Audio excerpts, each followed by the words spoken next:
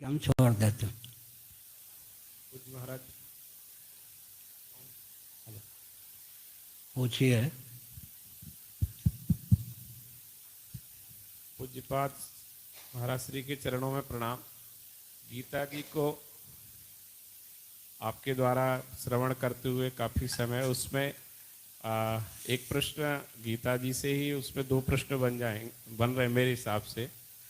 एक तो गुण धर्म जो है वो स्वाभाविक आपके मुखारबिंद से सुनते आए हैं। दूसरी तरफ जो स्वाभाविक कर्म है ब्राह्मण क्षत्रिय वैश्य के कृषि गोरक्ष वाणिज्य आदि, तो आज के युग में उनको कैसे समझा जाए और वो दुरूह लगता है। क्या कहा? क्या कहा?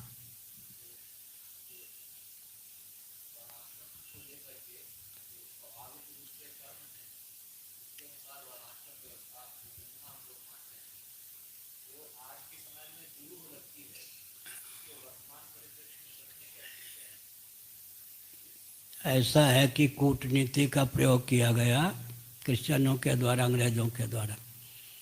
वर्णाश्रम निष्ठ रहेंगे तो बलिष्ठ रहेंगे हिंदू, इसलिए जिसके कारण ये बलिष्ठ हैं उसी के प्रति अनास्था उत्पन्न कर दो। अब पोल पट्टी हम क्रिश्चियन तंत्र, मुस्लिम तंत्र, कम्युनिस्ट तंत्र की खोल दें। शिक्षा, रक्षा, अर्थ और सेवा के प्रकोप सदा संतुलित रहें। मातृशक्ति का शील सुरक्षित रहे। बिना परिवार नियोजन गर्भपात के जनसंख्या संतुलित रहे। हर व्यक्ति की जीविका जन्म से सुरक्षित, हर व्यक्ति का जीवन दुर्व्यसन मुक्त रहे। अभ्युदय और निश्रेयस का मार्ग प्रशस्त रहे।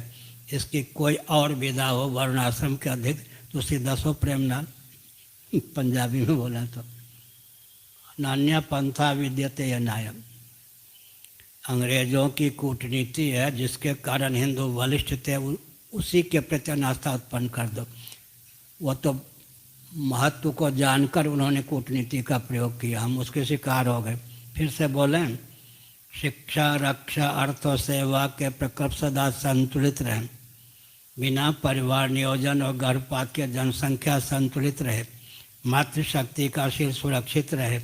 हर व्यक्ति की जीविका जन्म से सुरक्षित, हर व्यक्ति का जीवन दुर्व्यसन मुक्त रहे। इसकी और कोई व्यवस्था है क्या, विधा है क्या? लौकिक उत्कर्ष हो, पारलौकिक उत्कर्ष हो, परमात्म तत्व की अभिव्यक्ति का मार्ग भी प्रशस्त हो। नान्या पंथा विद्यते अनायम। अच्छा, अब वैकल्पिक शिक्षा, रक्षा, अर्थ और सेवा के प्रकल्प को चलाने के लिए अगर सनातन विधा से वर्णाश्रम को नहीं मानते हैं तो वैकल्पिक ब्राह्मण क्षत्रिय वैश्य शूद्र तो बनाना ही पड़ेगा ना। क्या शिक्षा, रक्षा, अर्थ और सेवा का प्रकल्प तो America, Britain, Germany, Japan, France को भी चाहिए। वैकल्पिक ब्राह्मण आदि बनाएंगे तो समय का अधिक उपयोग होगा, संपत्ति का अधिक उपयोग होगा। पाँव को कितना भी प्रशिक्षण दे, हाथ मुँह का रूप नहीं धारण कर सकेगा, संस्कार का आधान नहीं होगा, संतुलन बिगड़ जाएगा। उनके यहाँ जो त्रुटि है उस त्रुटि को छिपाने के लिए हमारे गुण के प्रति अनास्था उन्होंने उत्पन्न की। ये कूटनीति है उनकी। अब एक दो चार वाक्य में ही साहब मनु को गाली देने वालों की सबकी बोलती बंद है आजकल। शास्त्रार्थ की क्या जरूरत है, दो चार वाक्य में ही सबको मौनी बाबा बना दें। प्रवृत्ति की सार्थकता निवृत्ति में है, निवृत्ति की सार्थकता निर्वृत्ति में है। यही मनुस्मृति का सारांश, इसका कौन खंडन करेगा? प्रवृत्ति की सार्थकता निवृत्ति तो महाफला। जावाल दर्शन उपनिषद निवृत्ति की सार्थकता निर्वृत्ति में, पूरा वैदिक वाङ्मय आ गया। नहीं, प्रवृत्ति, जिस प्रवृत्ति के गर्भ से प्रवृत्ति निकलती जाए उस प्रवृत्ति की दुर्गति मानी जाएगी या नहीं?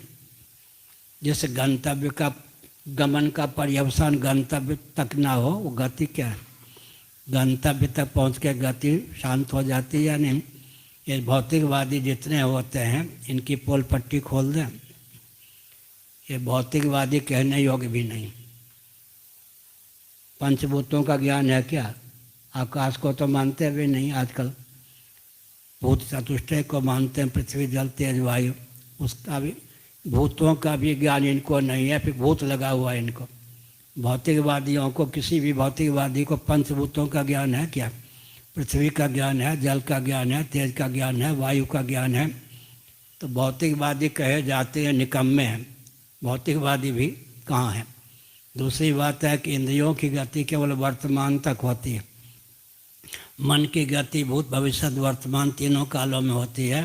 कालातीत अव्याकृत तो परमात्मा में भी मन की गति होती है। इसलिए तैत्तिरीय उपनिषद ने मनोनिष्ठ मनोमय कोष में वेद को प्रतिष्ठित माना, इंद्रियों में नहीं। इंद्रियों की गति केवल वर्तमान तक होती है, मन की गति भूत भविष्य वर्तमान तीनों कालों में कालातीत अव्याकृत तो परमात्मा में भी होती है। और कोई प्रश्न?